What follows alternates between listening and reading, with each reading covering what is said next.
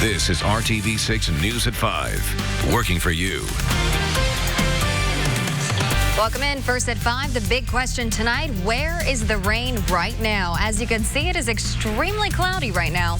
So, Kevin, what does the rest of the evening look like? How should we prepare? Well, we just start tracking these heavy downpours. They're popping up once again, and flooding is our concern. Let me show you Marion County right now. There are no severe storms. There are some strong storms. More on that in a second. Heavy rain right over Carmel, areas toward Noblesville in the northwest Hendricks County.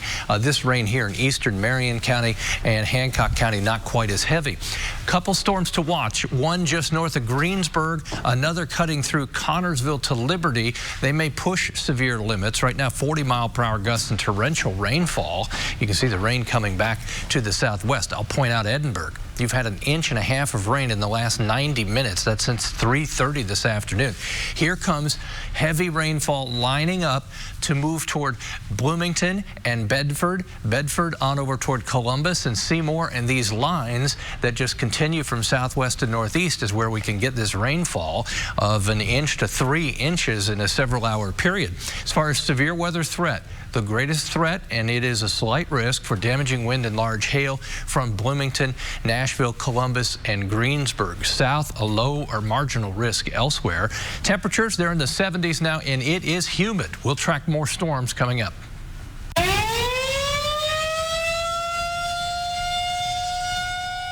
We all know that sound. Tornado sirens are supposed to help warn us of severe weather. But on Saturday, after a tornado ripped through Beech Grove, the tornado sirens did not go off until much later, more than a half hour after the fact. So tonight we're trying to find out exactly why that happened, what caused the delay. Working for you, Call 6 Investigates' Paris Lubell is digging into the issue and getting answers. Those tornado sirens didn't go off for nearly 40 minutes after this damage was already done, and people in the area say they're concerned that there was no prior warning. It came in just a few minutes, severe storms racing through Beech Grove. And then all of a sudden, the National Weather Service says the first of 2 tornadoes touching down in Beech Grove at 7:26 p.m. The National Weather Service issuing a tornado warning at 7:34 p.m. after radar data indicated rotation in the storm system. The storm dropping another EF0 tornado before the system moved out of the area. The National Weather Service canceling the tornado warning 13 minutes later, saying the tornadic thunderstorm which prompted the warning has moved out of the warned area. Therefore, the warning has been canceled. But then at 8:05 p.m., 39 minutes after the tornado touched down in Beech Grove, the sirens go off through Marion County. RTV6 reporter Cameron Riddle was in Beech Grove when they went off at 8:05. Okay, right there, we have tornado sirens. But when they went off, the storms had already moved out of the area. It was after everything had calmed down. We're all walking around the parking lot, looking at our cars, trying to look at all the damage. Then the sirens go off, telling us to get to safety. And we all joked about it and laughed about it. Like, oh, thanks for the warning. And realistically, if it had been a worse tornado, then people could have gotten really hurt. So why didn't they go off? Coming up at 6, we talked to the city of Indianapolis. They're responsible for setting off the tornado sirens throughout Marion County to ask what happened. For now, in Beech Grove, Paris Lubell, RTV6. Paris, thank you. The first tornado hit Beech Grove at 7:26 Saturday night. The first tornado warning wasn't issued until 8 minutes later. And then the second tornado hit Beech Grove shortly after 7:30. So, Kevin, you were an expert in this, covering it on over the weekend, on air and online. So the question tonight is, why didn't the National Weather Service issue that warning when that first tornado hit? I don't think there was an indication yet. In other words, so the thinking is that technology can catch every tornado before it actually forms and give you the warning. That's why we have radar indicated tornado warnings, but that's not always the case. So I think it backs things up, and so you say, okay, at 3 o'clock, there's a tornado watch issued, meaning conditions are favorable for severe thunderstorms and tornadoes. First tornado warning came in at 5:56, so almost 3 hours after that. And then from that point on, when there's a tornado watch and severe thunderstorm warnings are issued, you need to be in your house at that point. And so, again, technology is never perfect, and that's why there's the blend of technology, first responders, emergency management, and you at home kind of putting the pieces of the puzzle together on these severe weather days. Those who actually see it. Absolutely, absolutely. Because they're always looking for comfort. That's why we have Storm Spotter Network. They're out there putting eyes to what the radar is showing. And so it's a puzzle that needs to be solved. And the research shows you can look at one thunderstorm that produces a tornado and another that seems identical but doesn't. And why does that happen? Yeah. The answers aren't all there. Well, you stuck with us over the weekend. You want to stick with RTV6 always. We do have the tools to keep you safe during storms.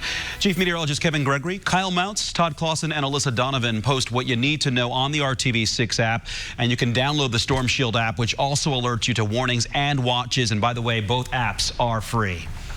Flooded streets and homes after this weekend's storms. One neighborhood in particular on the east side is calling on the city to reevaluate its drainage system, saying their homes flood every time it rains. Working for you, RTV6's Stephanie Wade is in search of answers for them tonight. This basement flooded during the storms this weekend. The homeowners say they think it's because of the poor drainage system in this area, and they want the city to do something about it. It definitely has been a headache, especially since we've taken a lot of precautions to try to make sure the basement stays dry. Around the clock, Ben Wenke and his girlfriend's dehumidifiers have been running. Their basement flooded this past weekend during the storms. They were shocked how fast it happened, but turns out their floor drain in their basement is directly connected to the city sewer system. So when the streets outside their home flooded, so did theirs. I don't feel like as a homeowner I should have to worry about stormwater coming up through my drains. And it's not just their home that's been affected. Others had raw sewage flood their basements too. Coming up at 6, what Citizens Energy has to say about why this is happening and what needs to happen to fix it. Stephanie Wade, RTV6. The 10-Point Coalition and Indiana Attorney General's office are calling today a day of progress, as tonight will mark 1 year since a homicide has happened on Indy's Far East Side. Indianapolis Mayor Joe Hogsett and Lawrence Mayor Steve Collier, along with police chiefs from both cities, praised the efforts of the 10-Point Coalition. They say 10 Point's groundwork has been key in bringing the two cities together in the fight to reduce violent crime on the Far East Side. One woman who lives in the area says that she's noticed a difference on her streets and is thankful for the efforts to improve the neighborhood she calls home. And I'm so grateful for the 10 Point. They do an amazing job walking back and forth. They are courageous. They are very fearless, because I could not do that myself. But I want to, they come out to the apartments. They feed the homeless. They come around with snacks for the kids. And they're just amazing people. 10 Point says the official mark of 1 year with no homicides on the Far East Side is at 10:30 tonight. New at 5, some good news in Indiana's battle against the opioid epidemic. A national report says opioid prescriptions in Indiana have decreased by more than 35% over 5 years. The American Medical Association Opioid Task Force 2019 progress report shows Indiana's reduction in opioid prescriptions from 2013 to 2018 is 2 percentage points higher than the national average of 33%. Indiana Hospital Association President Brian Tabor said last week, quote, "It's encouraging to see tangible results of the collective efforts of the state, the Indiana General Assembly, and the medical community," end quote, in encouraging responsible prescriptions of opioids. Victory Field is at the center of Indiana's baseball universe tonight and has nothing to do with the Indianapolis Indians. Yeah, it's the Indiana High School Baseball State Finals, and tonight features some great matchups involving some local teams. RTV6's sports director Dave First is live from Victory Field with what to watch out for tonight. Dave. I love the fact they moved this to Victory Field several years ago, especially on nights like this. We're in a hold right now. We got 2 games today, 2 games tomorrow.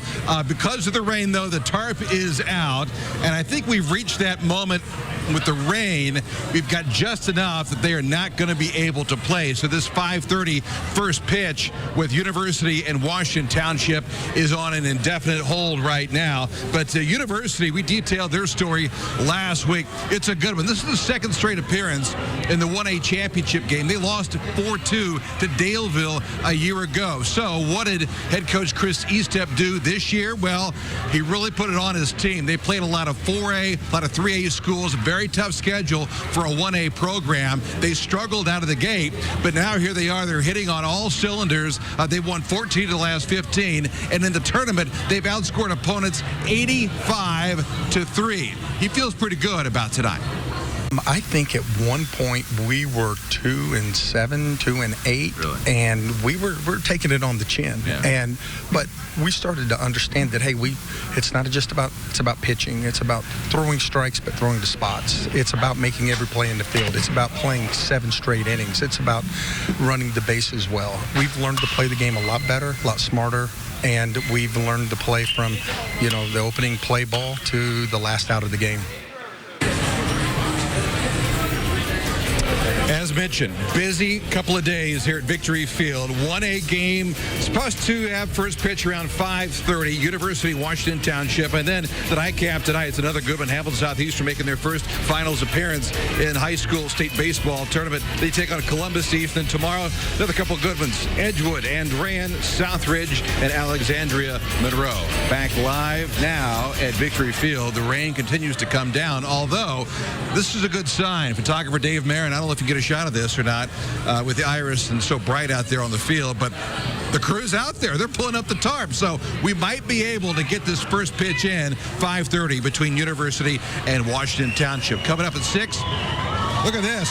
They're taking up the tarp, and there's some cheers here. We might have some baseball once more. Excellent timing. Again, much more at 6 o'clock. We'll hear from Hamilton Southeastern. The Royals getting ready for their first appearance in the state championship game. For now, Dave First reporting live from a rainy Victory Field. RTV6 Sports.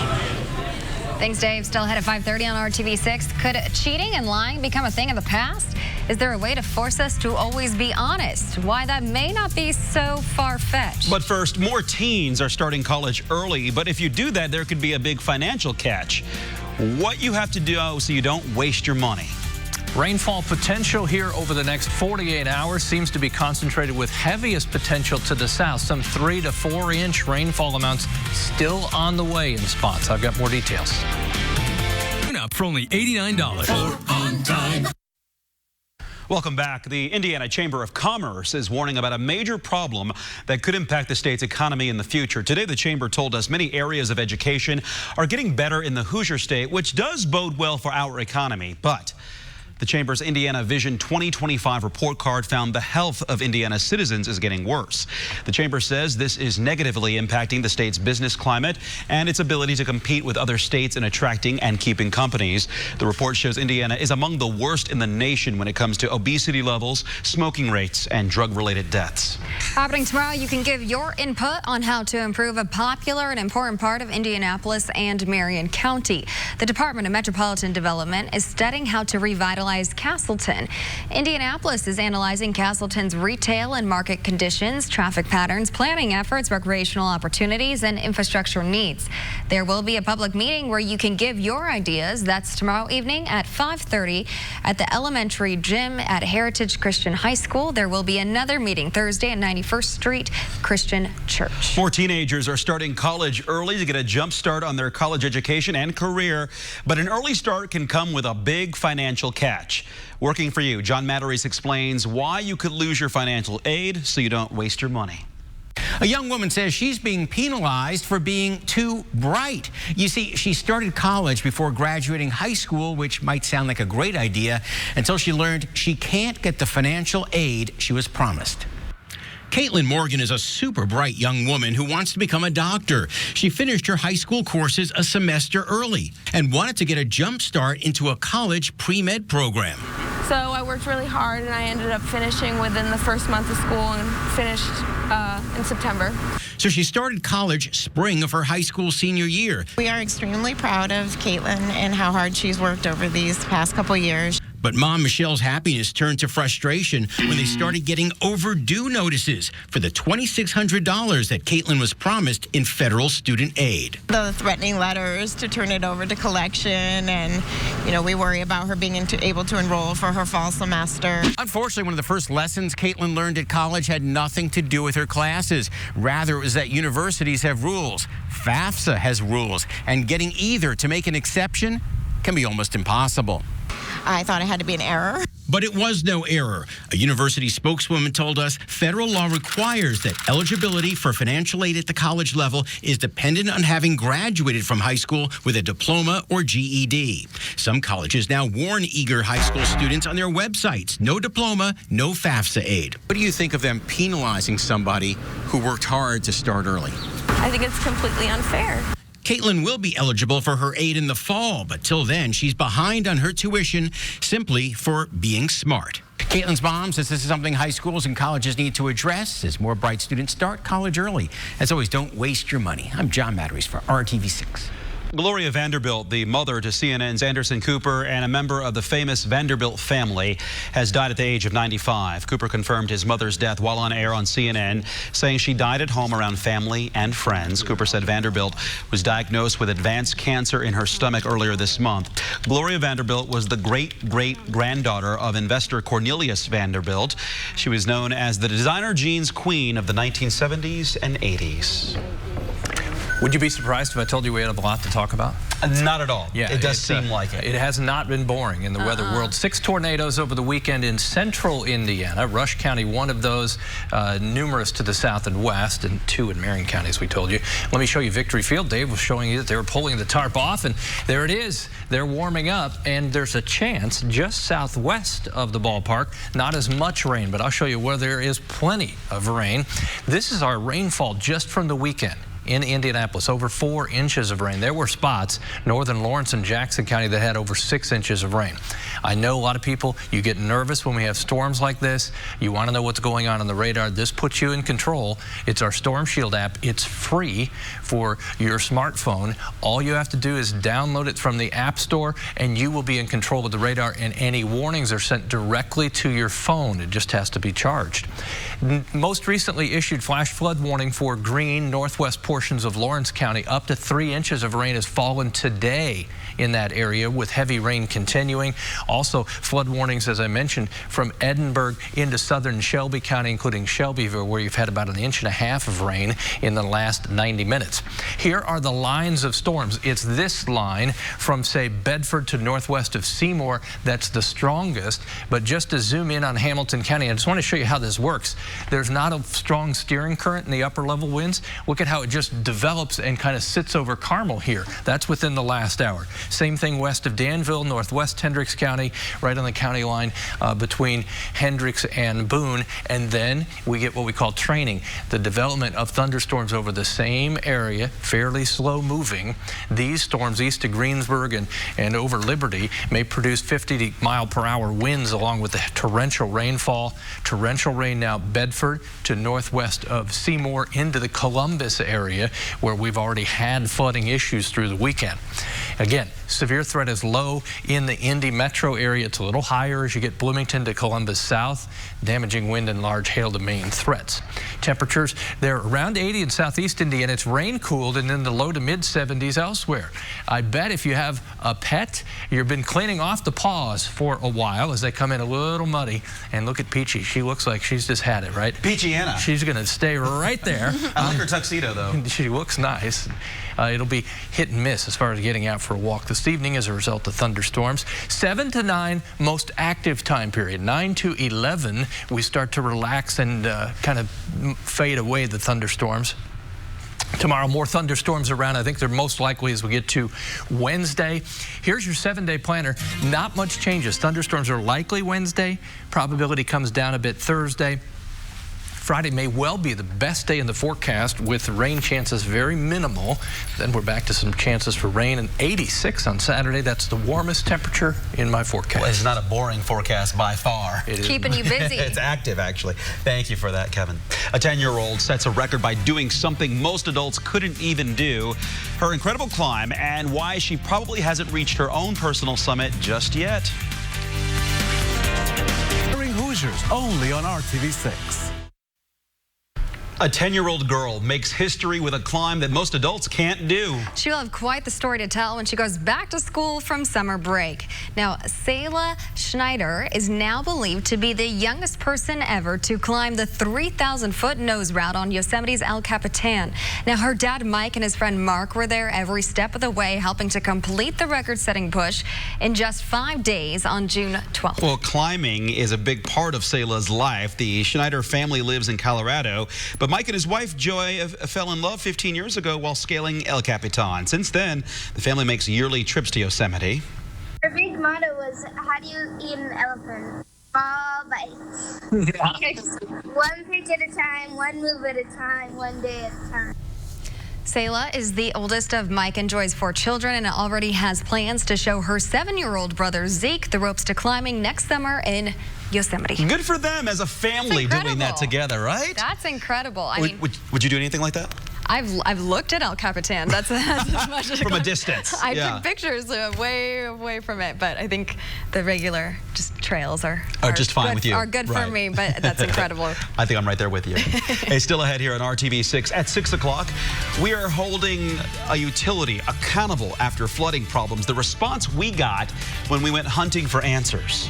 But first on the Now Indy, a new design for Indiana driver's licenses. Why it's more than just a new look. The added protections that could keep you safe. You're watching RTV6.